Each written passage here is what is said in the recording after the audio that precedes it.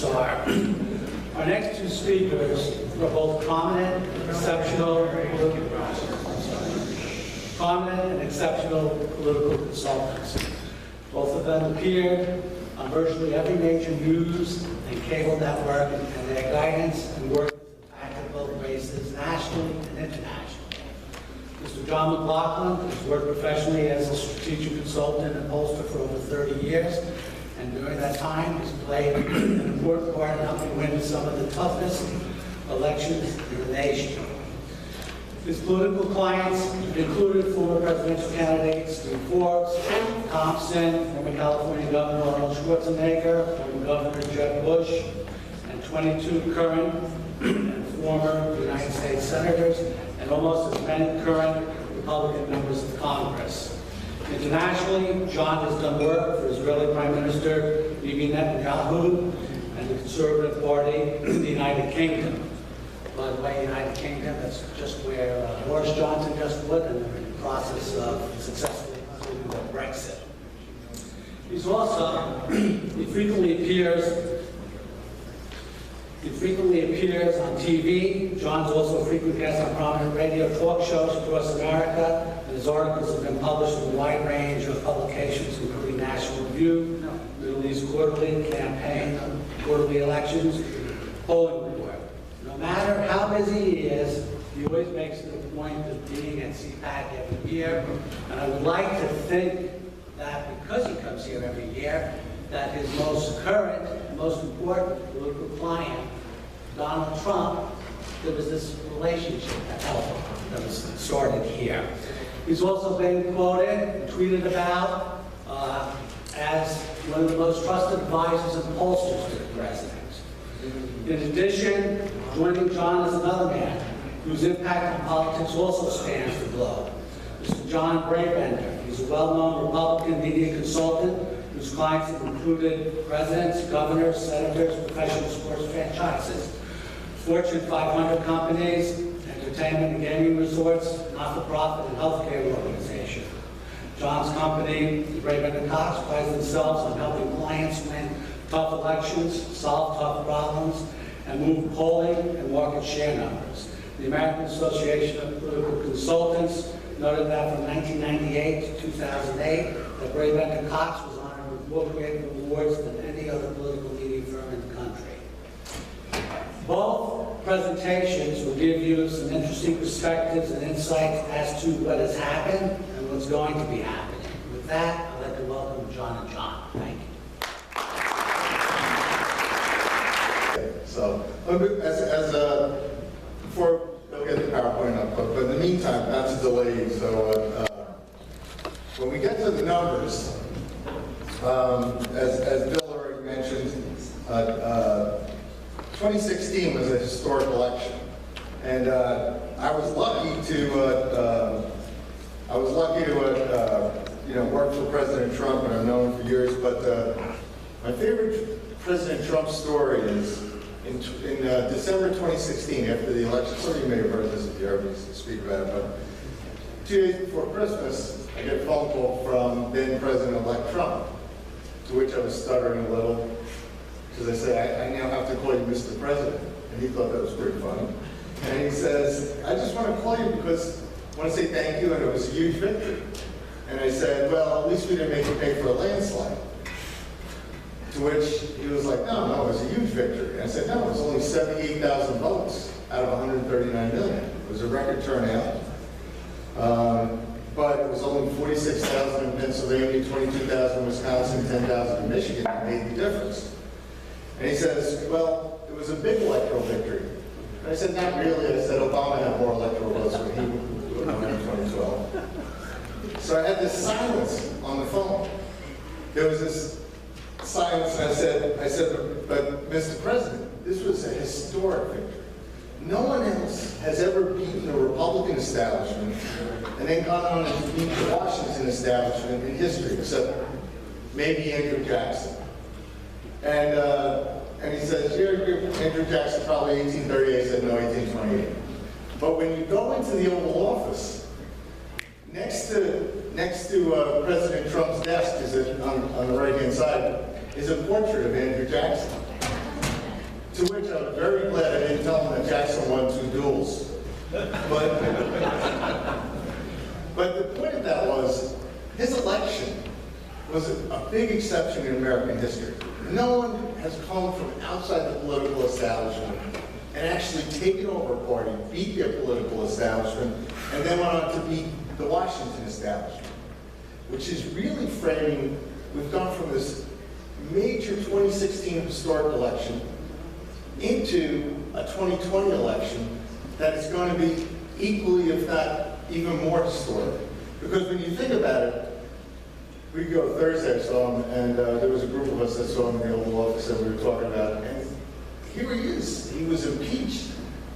And at the same time, the political models, now we're running as if we're behind every day, just like we did in 2016, but when you look at these polling numbers, when we go through these polling numbers, you'll see that it's going to be a very interesting, to say the least, historic election again, because you'll have a president who was impeached, and is likely, a lot of people in this room probably think he's going to be reelected. Now, we can't operate by that assumption, because if you start taking that for granted, you'll end up, maybe Bernie Sanders will be president. But that would be, let me see if this works. Will this work? It doesn't, I'll switch it for you. Okay.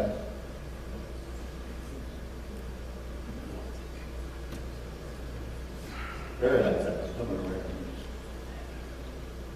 Just go to the next slide. Can you do that? Yeah, I'm trying to. Spaceballs. You're doing a great job. You got it up. It's up.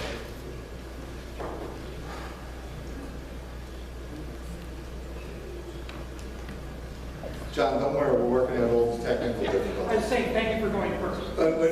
When John goes, John's TV hits make the polls come out right. So he does a good job. We work on these Elves and Graces together, among others. So, Must just keep going. can you just switch it? I'm trying. Okay. Anyway, when we get it to work, the first slide I was going to show you will be the generic ballot for Congress. And if anybody wants to see these actual, oh, look at that, that's up there, that's good, this is good, excellent. If you think we're going to head for a landslide election one way or the other, we're not. When you look at, this is a generic ballot for Congress, and you can find these numbers on our website, on McLaughlinonline.com. The numbers are, they were published, we do a national survey, usually every month. We're going to hold off until February 4th to do our next one, because the State of the Union will be February 4th. But you'll see there, close elections. You'll notice the spike back in 2014 when the Republicans recaptured their majority. But if you ask them, in December, we asked, all things being equal, you're going to vote for the Republican or the Democrat for Congress? And the Republicans are at 45, the Democrats are 47. In a survey of 1,000 likely voters, that's a dead heat. And you can see there the accuracy of the poll in November 2018, when we did our survey in October. You can see there that we actually had the Democrats. The sad part was we had the Democrats. We thought they would gain over 30 seats. They got 40 seats from us. So we don't try to pull our punches, but it looks like the same survey is saying it's going to be a very close election. Next slide. And that's just a generic ballot for Congress, the 45-47. And the key thing is on the right-hand side. If you look at independents, 41 Democrat, 38 Republican. So the Republicans vote for the Republican 97-1, and the Democrats are voting for the Democrat 93-4. And so what you're really looking at is a dead heat election where it's all about the independents and the votes in the middle. Next slide. This is the president's job approval. What's important about this is, since 9/11, the two presidents who have been reelected, George W. Bush, when he got reelected, he had a 51% job approval. On election day, he got 51% of the vote.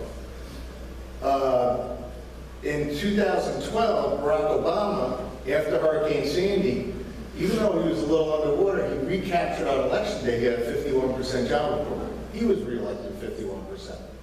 So when you look at President Trump, and in that conversation I told you that we had, I told him that you need to get your helmet on, because at the time, he had a net positive job approval.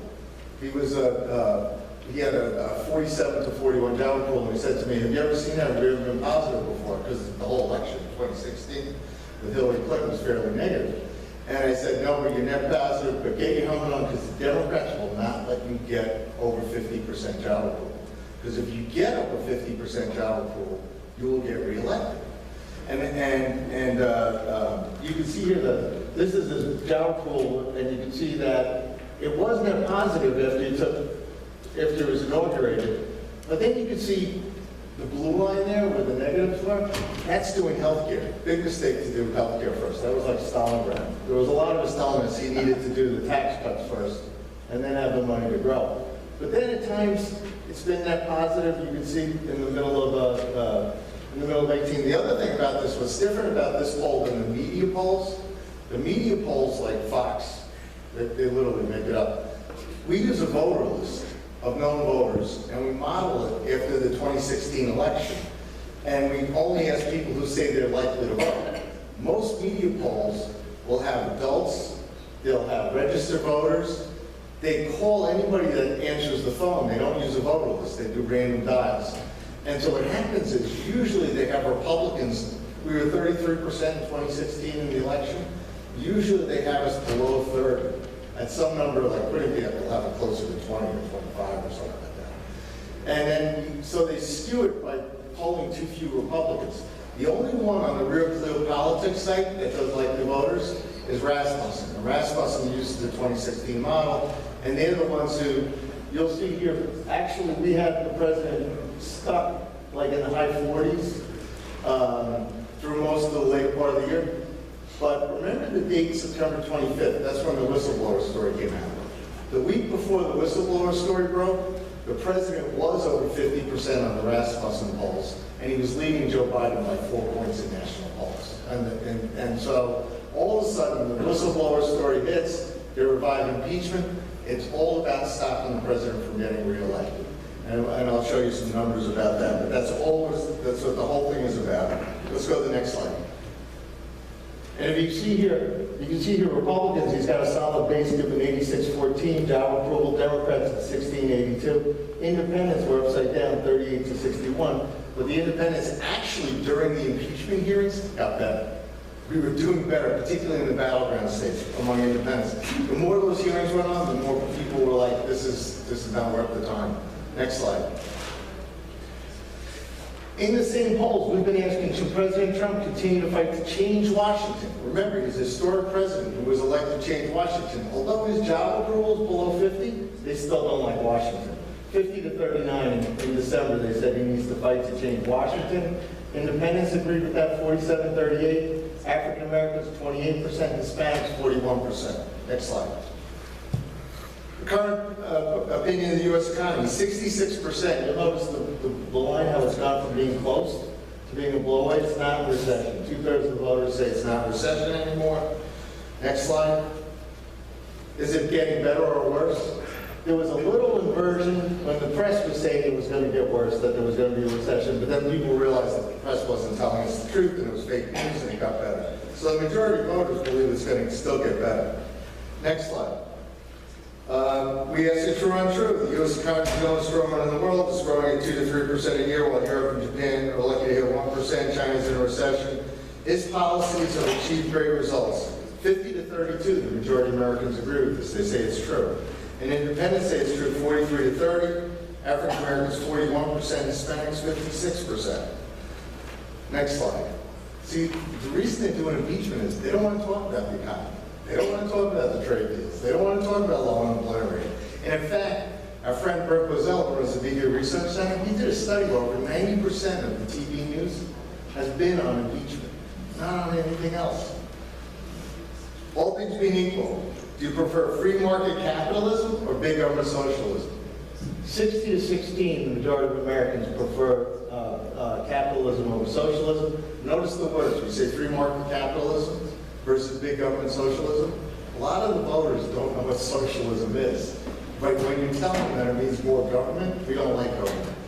So 24% don't know. And your previous speaker mentioned it does go up with younger voters where they don't know or they prefer socialism.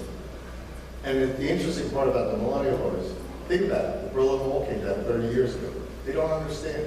They haven't, and they're not getting taught in the universities. Next slide. You favor smaller government, fewer services, or larger government, many services? 47-38.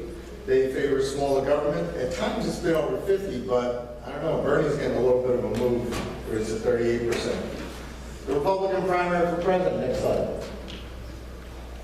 In December, we had, this is a national survey, although it will be decided by state, and 8 days from now, Iowa will caucus, and a lot of suspense will be over. But you see President Trump was 83%, William Weld was at 3%, Joe Walsh was at 2%. I think they thought he was the guy who plays with the Eagles.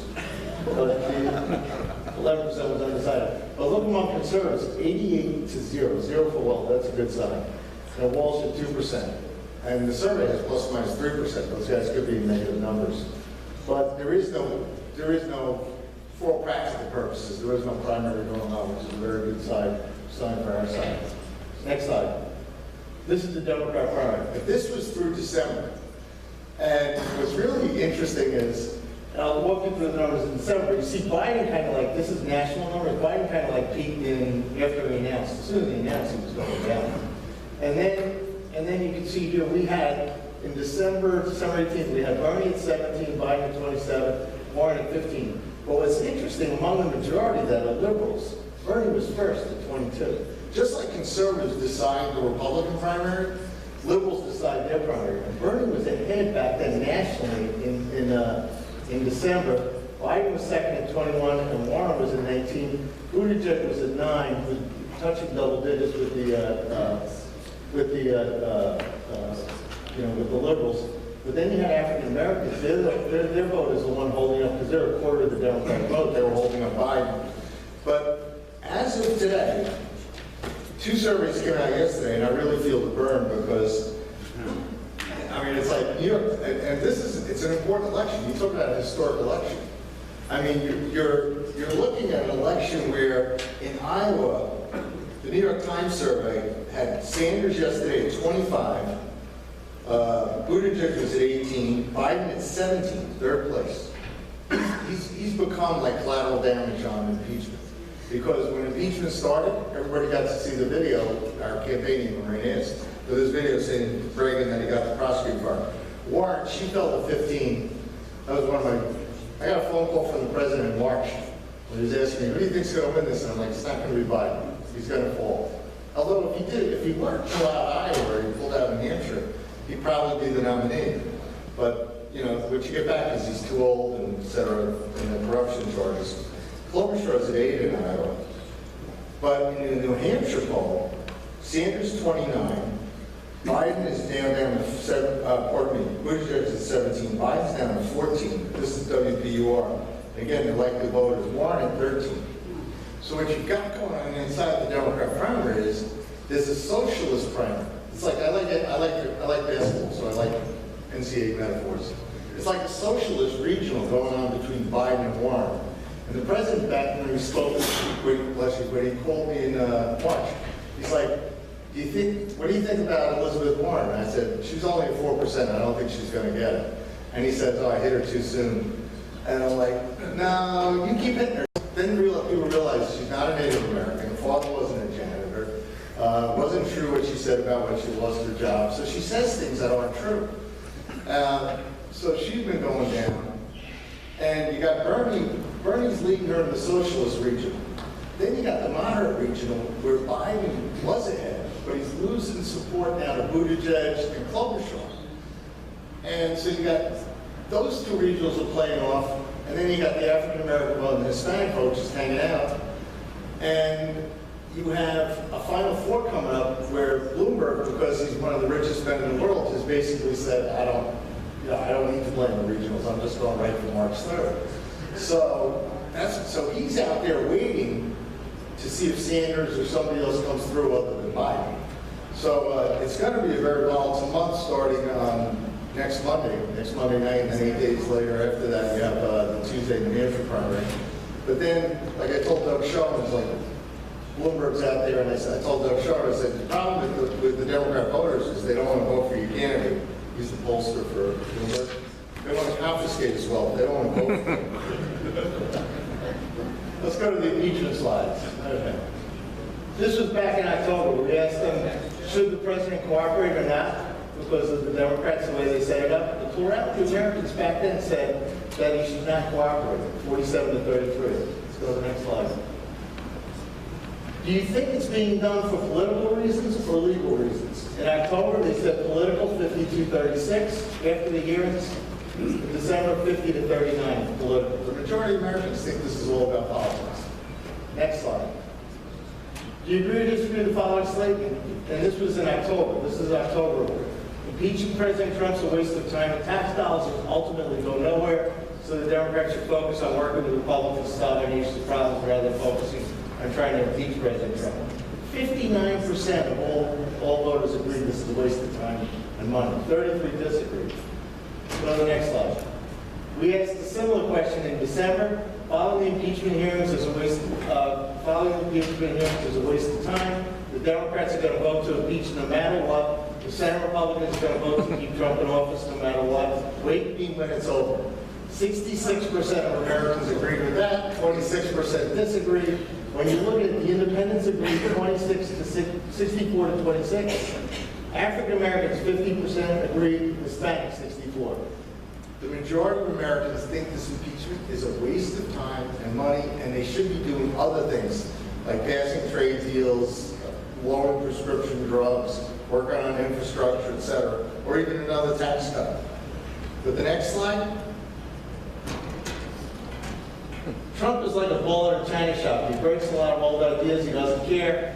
Isn't it pretty? But boy, he's changing Washington and shaking things up. Remember our change message. 57% of all voters agree with this. So the voters get this. They see this tough guy changing Washington, and they're ready to vote for him if we keep our message going and we stay on the change message. And the last slide, this is my favorite, I'll just end with this. Should Hillary Clinton be prosecuted for erasing over 30,000 classified emails so the FBI cannot read them? 52 to 32, they said yes. So they want to call witnesses, you never know who we're going to call. Thank you very much, I appreciate it. By the way,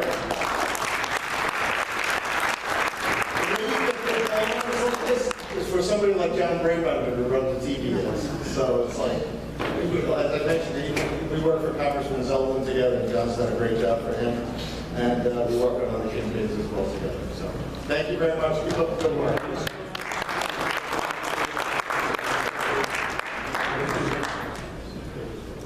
Well, you set it up here. We're going to ask questions with both We're gentlemen. going to wait for the other gentleman, and then they both can ask the question. He's not going anywhere. I promise. Both, okay?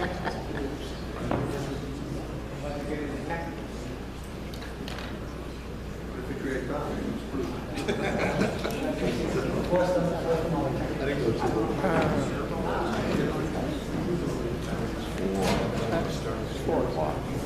Just as we have a minute here, as I will do many times over the course of this conference, I want to thank Sean and Eileen and John Saravelli, and there's many other members of the team, certainly you, Fox, for helping put this together. This is successful. It's very successful, frankly, and they do all the work, and and I get to take the credit. So I appreciate everything they did. Thank you.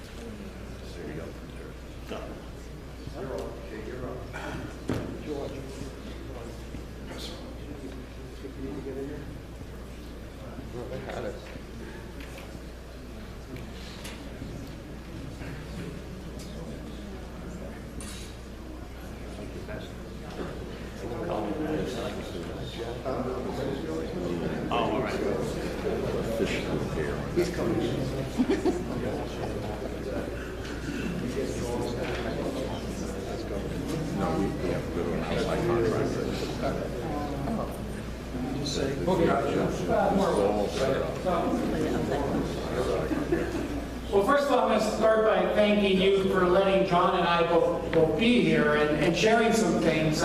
I reminded John when we walked up here that we first worked together 24 years ago when we were both, we must have been 15, 16 at the time. But I'm also going to start with an apology, because what I'm about to show you is not going to make everybody happy. In fact, it's probably going to make you nervous. What I'm going to show you is a presentation on how voters are shifting, particularly younger voters, and how if we don't pay attention as a party, we're going to have serious consequences for the next 2 decades at least.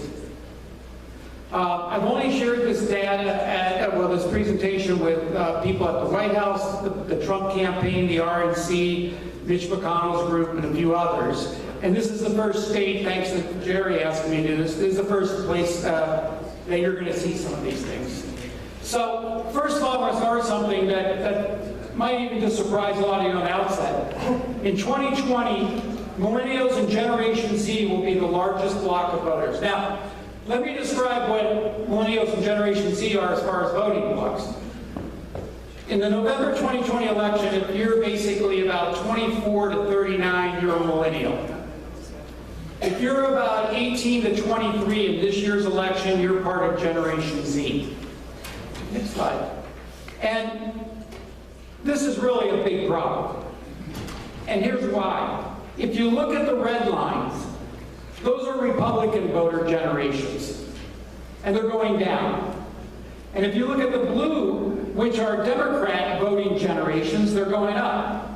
Particularly Generation Z. And what you've got to understand about Generation Z is just like the baby boomers, they're this massive audience. So they're going to dictate what happens culturally, politically, ideologically for many years to come. But generally, when I show this slide, what people say to me is, it doesn't matter, young voters don't vote. And this is where you're now dead wrong. If you look at the 2014 midterm elections compared to the 2018 midterm elections, which we saw this huge increase in voter turnout, by far the biggest turnout was among younger voters. In fact, younger voters increased their turnout from 2014 to 2018. They were up 79%. If they were up 79% in the midterms, what do you think they're going to be this year in a presidential, in the general election? I'm now going to cheat a little bit and show you a video. This is a great thing about being a media consultant versus a pollster, is we don't always have to show slides. But what I'm calling the perfect storm is what's coming. And rather than me just come here and lecture on it, I want to show you why we should all be very nervous about this perfect storm. No, morning. The perfect storm is described as a unique combination of forces converging together to form a devastating threat.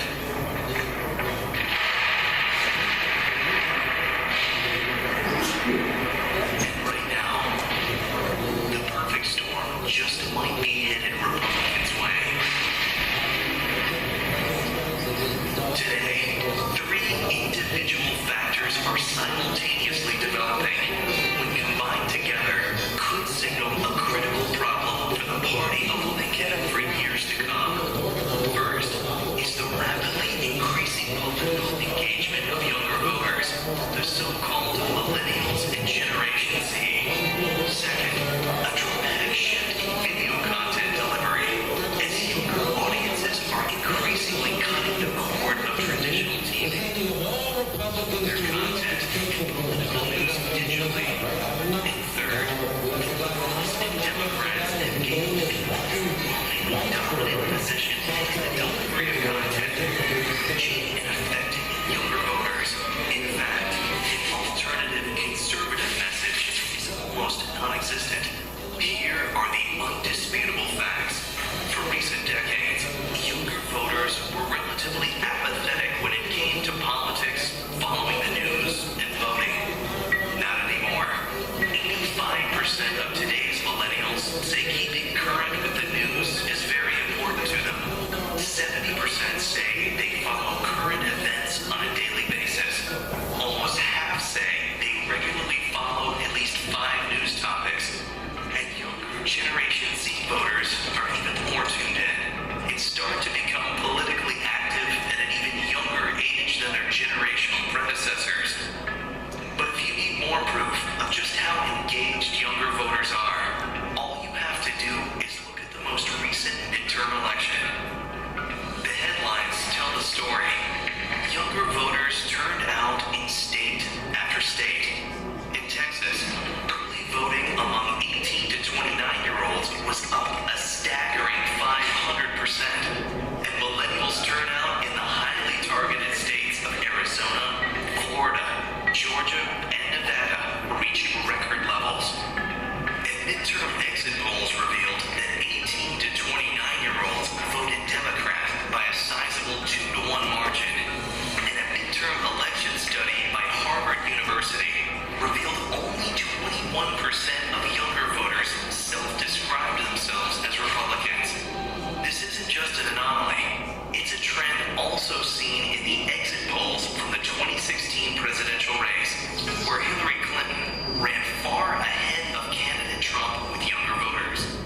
And the two other parts of the brewing storm are going to make it extremely difficult for Republicans to reverse this trend. One of the most radical changes is how and where younger Americans view their news and entertainment content. Increasingly, they're cutting the cord on traditional TV and replacing it with OTT, smart TV devices, and online subscription viewing. In fact, almost 40% of 18 to 32-year-olds don't even own a television. Instead, they're viewing their content on smartphones, laptops, tablets, streaming devices, and gaming consoles. And by the 2020 election, it's estimated that 70% of younger voters will have a subscription to an OTT video service. And this dramatic shift in where younger voters are watching has resulted in a dramatic shift in where younger voters are getting their news. Today, younger voters are more than 4.5 times more likely to get their news online versus on TV. Why is this so significant? It's created the third part of the perfect storm, where millennials and Generation Z are now getting their content is a place without a Republican voice. Today, younger voters' political ideology is impacted by three main sources: their educators, the content they watch, and the sharing of content and information by their online communities. This has replaced previous ideological influencers, including their parents and their faith, and contributes to a dramatic shift to the left. If there's one place Republicans aren't welcome, it's in the academic arena. We've all seen the headlines and the troubling videos of students protesting conservative speakers, protesting Trump's election, and even protesting conservative religious values. But professors have also joined the fray with violent speech, hatred insults, and even physical attacks. At Yale, law school classes were even canceled to allow students to protest the nomination of Justice Brett Kavanaugh. But we shouldn't be surprised. The Wall Street Journal has documented how college professors are the most partisan of all in America. One example, 95% of all political contributions from Florida public college employees were made to Democratic candidates. And a recent study of college professors reveals they hold a Democratic registration advantage of 10 to 1. Overwhelming odds, ensuring a Republican counter message is rarely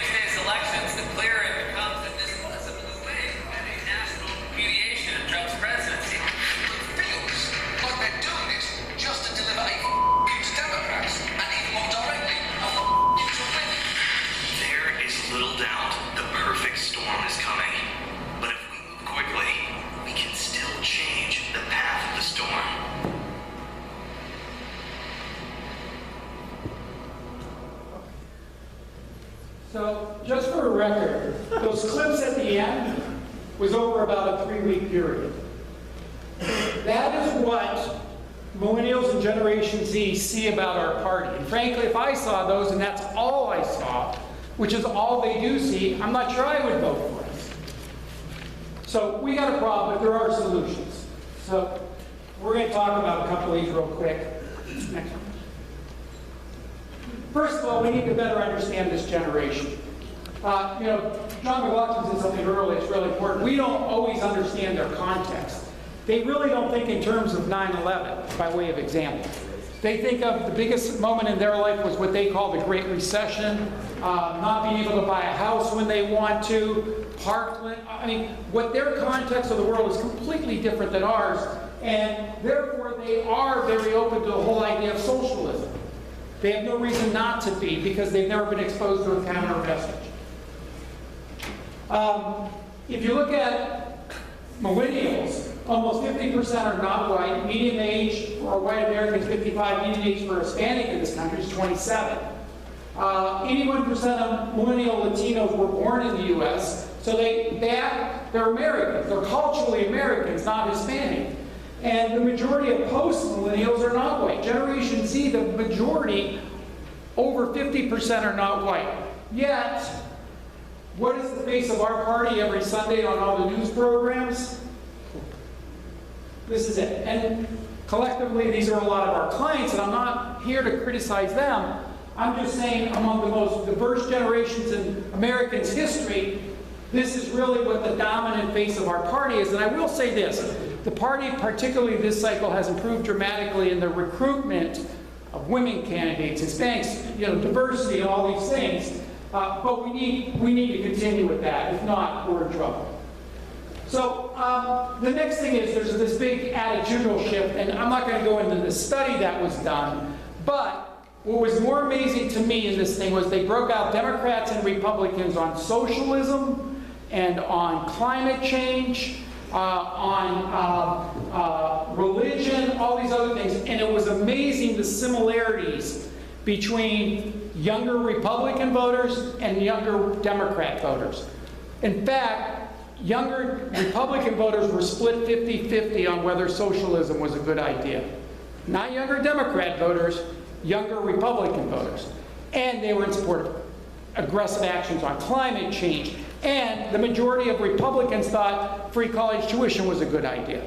So understand, they are not coming at socialism with the same context we are. So what are the key findings that we know now? Millennial political ideology is much more established at a much earlier age. We used to always joke, well, they won't really start forming their ideology at about 2021, and they'll start liberal, and then they'll have to pay taxes, and we'll get them. It doesn't work that way anymore. They start developing strong ideological beliefs at about age 15 because there's so much political and ideology in the content of where they go. Millennial Generation Z receive a much heavier volume of politically related content at a much earlier age. Millennial voters discuss politics and follow political news at a much higher rate than prior generations. On many issues such as climate change, Medicare for all, and free college, at least half of Republicans support the more liberal position. The gender gap among younger voters isn't just large, it's on steroids. And again, just for a review, a gender gap is where we don't say specifically, are you for this candidate, that? We say, do you prefer a Republican or do you prefer a Democrat? There are surveys, if you collectively put them together, the millennial gender gap is roughly even. And if you look at millennial women, there are surveys that show it roughly 70 to 23. Here's the other thing I'm asked all the time. Does that mean we should do more digital, or what should we do? Everything is digital now. Everything. What it means is you start with an audience, and you calculate everything towards that audience. So it's not unusual to have multiple ads running at the same time. John talked about we work with Lee Zeldin together. Well, one of the nice things about Lee Zeldin's district is about 70% have addressable TV. And we can go to specific households and just talk about the issues that are relevant to that household. So it's no longer the days where you just throw one message out there, run it for a week, and then change messages. And I know I'm right on this because Albany did a study that says 40% of millennial voters responded that they didn't see a single TV ad during the midterm elections. Well, I know they were running. I just know that most people didn't target them right. And then, here's probably the most interesting thing. We have to become storytellers and brand builders instead of just advertisers of facts. Republicans particularly are not really good at telling a narrative, of telling entertaining stories. And I just want to finish by showing some examples of what works and doesn't work. I want to start with, I was trying to figure out how can I illustrate what a Republican consultant doing maybe a car commercial, how we would do that. And I was lucky enough to find an example of what I think a car commercial would be done if it was done by a Republican media consultant.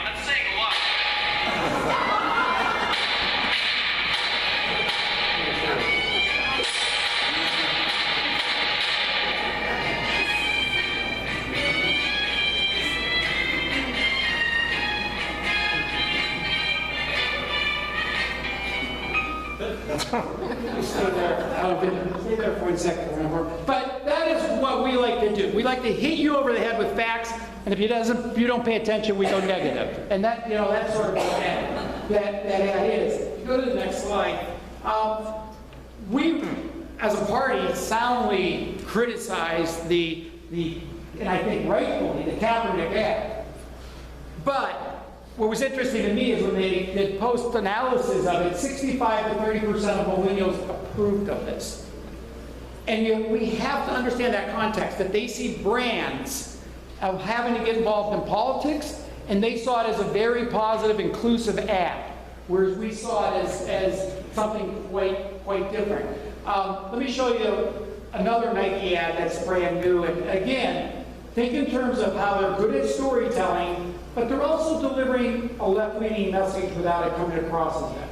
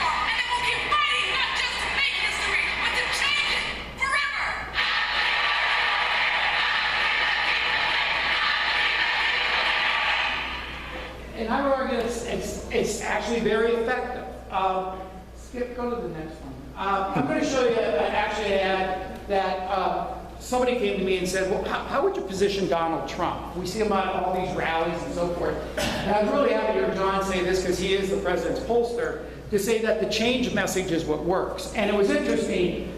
I created an ad and I just tweeted it saying, here's what I think of when I think of President Trump. And I tweeted it on a Tuesday, and I was sitting there on a Thursday night, and I got a notice I had 37 new Twitter followers, which, to get 37 at one time is actually a lot for me. And I looked 2 minutes later and it said, you have 242 new Twitter followers. And I looked a moment later and it said, you have 1,840 new Twitter followers. So I was pretty sure I was indicted or something. And what happened is the president retweeted the ad I put out there with just my name, which is interesting enough. In 48 hours, it had over 3 million views. So anybody that says the president should stop tweeting, sure, he may need a producer or an editor, but the volume, and he's got his own TV station. And let's play this. And this is what I mean by storytelling and brand developing, at least what I think with the president.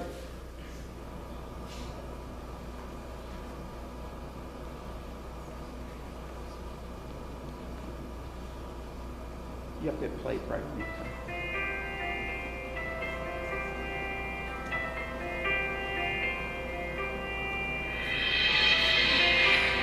If there's one thing we've learned, he's not afraid to go it alone.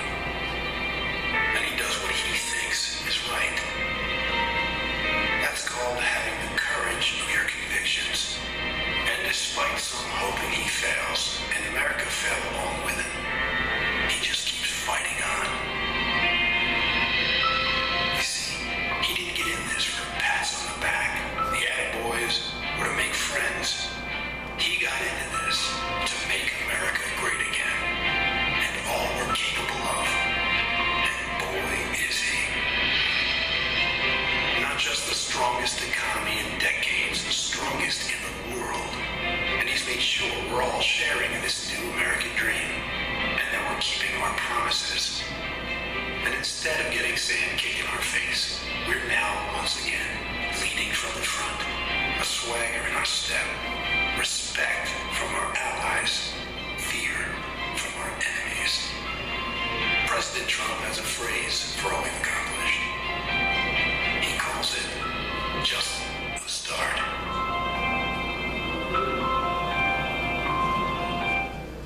So I'm going to show you just one more thing, and this is something we just recently put together and threw out there, is we all know the Reagan, Morning in America Reagan ad, right? Someone asked me, well, let's say Bernie Sanders or Elizabeth Warren wins or something, what would that ad look like? And I said, you know what, I'm going to create that ad, and I'm going to put it out there to scare everybody. And this is what I think Morning in America could look like if we don't get our story out right. It's morning again in America. Today, more men and women than ever before will head to the security of their government-mandated job. More families are now able to abandon home ownership for the comfort of government-run housing. Now, taxpayers are happily sending up to 70% of their income to Washington, ensuring those here illegally get the free college tuition they deserve. Today, thankful patients will visit their government-assigned doctor after waiting only 8 months. And expectant parents have the peace of mind of knowing they can still change their minds up until mere moments before their baby's first breath. It's morning again in America, and under the leadership of the Democrat Socialists, the scourge of freedom, opportunity, and liberty have been replaced with guaranteed mediocrity for all. Why would we ever want to return to the historic prosperity of just 4 short years ago?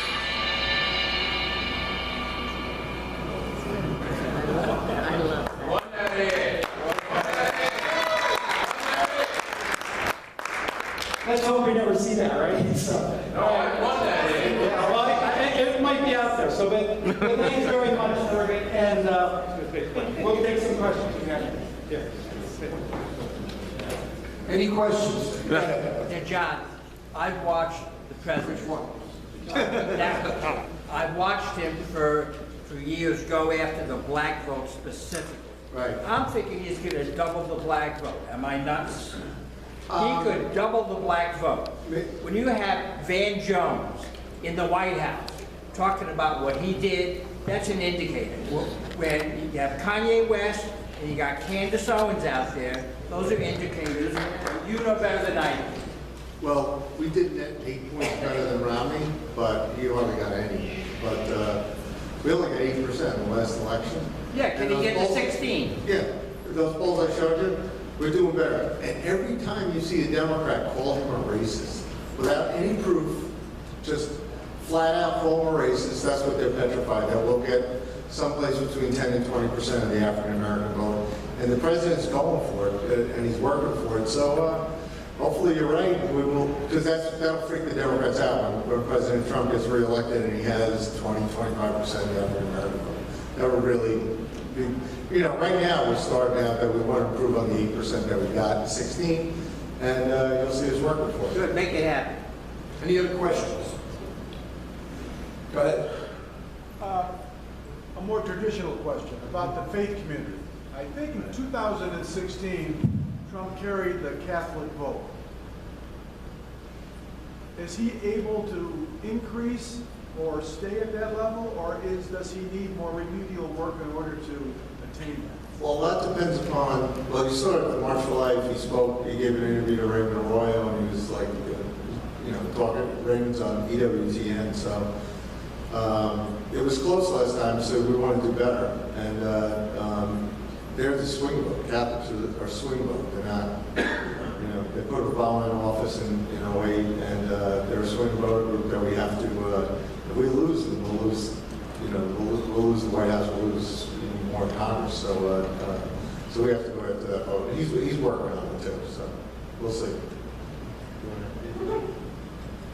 You speak about social network and all that other stuff. Take that ad that you just showed and put it on social network. I'm all for that. Yeah, no, I agree. And it's interesting. What we forget about is, look, I'm a media consultant. For years that meant the goal was put as much TV on as possible. That's not the goal anymore. People have their own communities online. And what's real interesting too, by the way, is millennials, you have to look at what age they are. Older millennials are on Facebook, younger millennials are on Instagram. But with that said, there's actually a culture of sharing among them where their ads that they place on there are much better believed than something we pay to run on TV. And so getting that type of, we did an ad in 2016, I was going to show it, but I don't want to take up the time today. Hollywood put out this ad called Save the Day, and it was all these famous actors saying, oh, you think you may not be important, but election's coming up and we got to beat Donald Trump, he's a racist, all this other stuff, Hillary's wonderful. In case you didn't know, the election's in November and all this stuff. And I thought, I got to do a response to that. And everybody said, oh, you have these famous Hollywood actors that tell us. And it was all these average people thanking them. And at the end it says thanks for nothing. But it had 15 million views in about 4 days. Now, Hannity tweeted it, and other, Don Jr. tweeted it, and all these other people. But you see the power of that happening, and it's phenomenal. Thank you. Yes. I wanted to ask about income level and its effect on millennial voters, because I teach in an all-boys Catholic school, inner city, 88% minority, 40% of my students live in the 4th Congressional District of the United States. And they tend to be far more conservative, and their parents tend to be far more conservative than you would think. So where does income level and millennial voters, how does that work? I'm just going to answer and say, look, we've seen for a long time now, the African American community is actually culturally a very conservative community. And what's happening, I think at least, and John has data sometimes that will either confirm this or tell me I'm wrong, but what I think that they've come to the conclusion that the other side truly has ignored them. And what happened, I think, in 2016, why Donald Trump won, is the sons and daughters of Reagan Democrats in Rust Belt states felt both parties had let them down. But it took a billionaire to give them a megaphone to say, we're going to rise up and we're going to follow that guy. And, is Donald Trump going to get 50% of the African American vote? Absolutely not. You get 12%, the race might be over. And I don't think that's impossible. You're Cardinal Hayes? St. Raymond's. St. Raymond's, all right, sorry. But actually, you know, when you look at the left, I mean, John's point about, I mean, we retract African American votes when it comes to school choice, charter schools, and it's terrible in New York because they cap our, they don't give any money to the Catholic schools, and they cap the charter schools. And in Georgia, where 30% of the vote is African American, we were able to govern a deal. We got him reelected where we got double digits African American support because he passed an amendment that you could open a charter school anywhere in the state. And so it's there. We just got to fight. We have to have a big fight about it this year that we can do that. Yeah, high school's a little different because it's 66% Hispanic. Yeah. So it's pretty high in that regard, but the families tend to be far more conservative, and the kids surely are, and I think a lot of them is because, and it's 56% single parent family, so but they tend to be a lot more conservative than you would think. And the sad part is we're in a state where the teachers union would love your school to close down. Absolutely. And they would love to not have any more Catholic schools, not have any more charter schools, so that's what we're up against. And we graduate 99% of our kids with a full Regents diploma on $7,500 a year. So. We got to fight for it. Go ahead. Hey, John, how you doing? What advice would you give to the local candidates here? I know you get paid for doing this.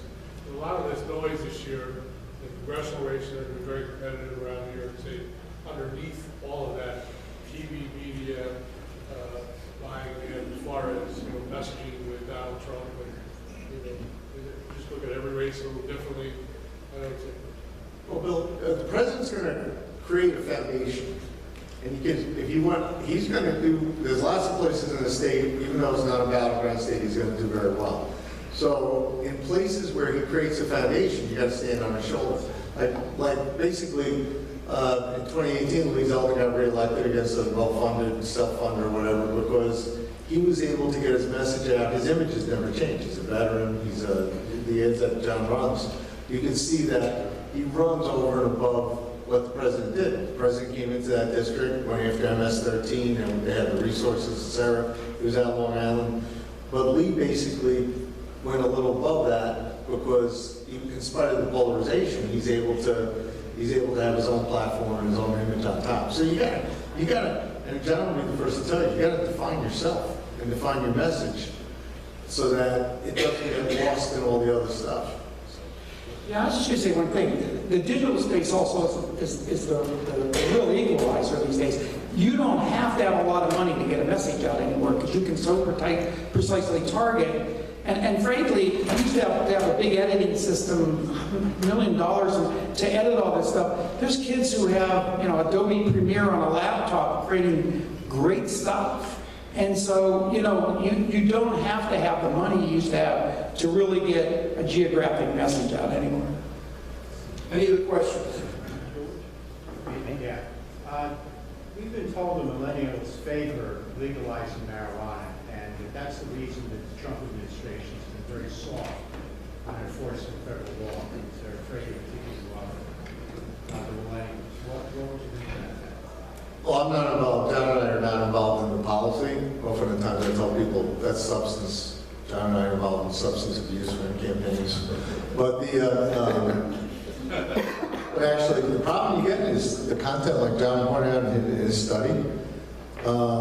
Younger people are being fed that this doesn't hurt them, it's blah, blah, blah. And so you can see the numbers where in every poll, the younger they are, the more likely they are to favor legalization. So, because they can tell you, what the bad things are about cigarettes and vaping, et cetera, like that, but they're not being given a message that you can hurt yourself with marijuana, and you can see the results in Colorado and other states. The government has a big enough microphone to get that out. It's really not doing a No, you're really missing Nancy Reagan when she used to say, just say no. You've got a society now where, in the opioid crisis and the other drugs, fentanyl, et cetera, a lot of it start now when they start with marijuana, et cetera. So it's tough. It's hard to get that message out. Yeah? He works for the vice president. The vice president does a lot of this. I'm just so amazed. I can't remember what state I was in, and I was working in, and I turned on the TV one night, and I'm watching ads, And there was an ad on one candidate talking about how tough he is on, we got to fight this opioid addiction. And then the ad that followed that was why we need the legalization of drugs. And it's just this paradoxical message that's out there to me is just, it's just amazing, and nobody really talking about that. George? Yeah, John, I think you nailed it on the head when you identified our biggest problem here today. My question to you is, how do us old folk speak to these young folk? Because I look around and I see an aging group here, myself included. How do we learn how to speak to them? Yeah, well, first of all, part of it is how we talk to them. You don't lecture them, you don't throw facts. Second of all, frankly, we need younger people to be talking to them. We don't have that much credibility. I mean, and there's so much, like I said, paradoxical stuff. For example, I saw this one study where it said that millennials and Generation Z have a very low opinion of government, big business, and religion. But then they were asked, well, who are people you like a lot? And they said, Amazon.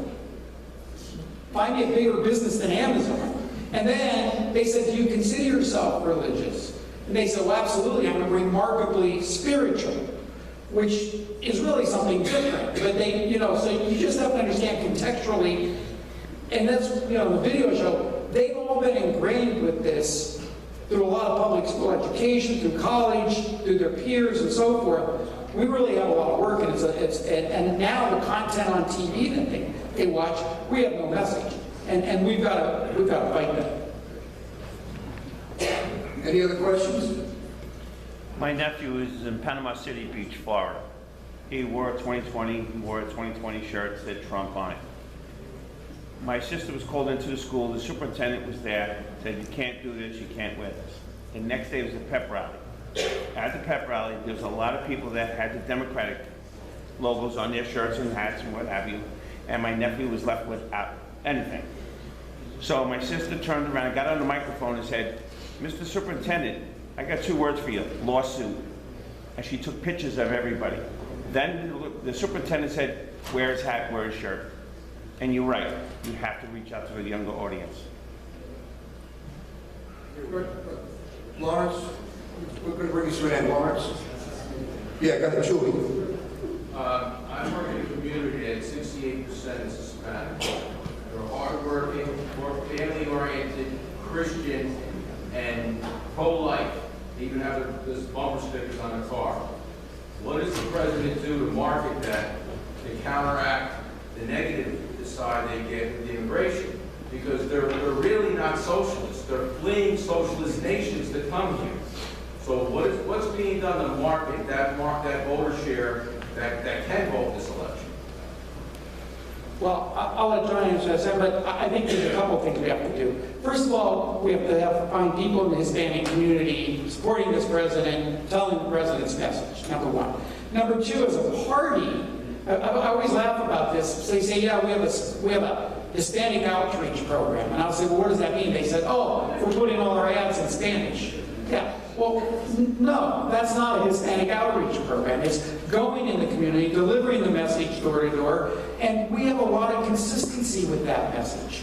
And so I think that it has to be pretty aggressive, but I think in most communities like that, you better have some figures that are well respected that are helping deliver that message. Yeah, you don't even know it from the media coverage because you follow media, but a couple weeks ago they launched Latinos for Trump down in Florida. Didn't get much media coverage, and if anything, they tried to derail it. But the campaign's going to try and reach out. John's prescription about how you reach out, I mean, we do very well with Cuban voters in Florida. Really well. Better with Cuban voters than Anglos. And we're going to be reaching out around the country to other states where you'll see in the battleground play, they have New Mexico being fought for, Seoul, Colorado. There'll be states where we're reaching out to Latino voters, but you got to reach out to the locals and there's plenty of support. You watch the rallies where the president speaks. There's Latino supporters with him and behind him, but the media doesn't like to cover it. They don't even like to air the rallies anymore. What about the Asian? Any other one last question? Yeah, I was wondering if you guys would recommend any particular resource for learning more about what advertising mediums are most effective in doing outreach with different generational groups? When people ask me that, I just tell them to hire John as a pollster, and then you're all set. No, look, first of all, Pew has some extensive studies on those type of things. Honestly, just go out there and Google it. You'll be shocked how many surveys now following younger voters. Particularly, there was one Forbes magazine just put out this morning on the impeachment numbers among younger voters. But also look at where they're getting their news, all those type of things. And there's just remarkable amounts of data that's out there. Thank you. I'd like to thank both Johns for being here today.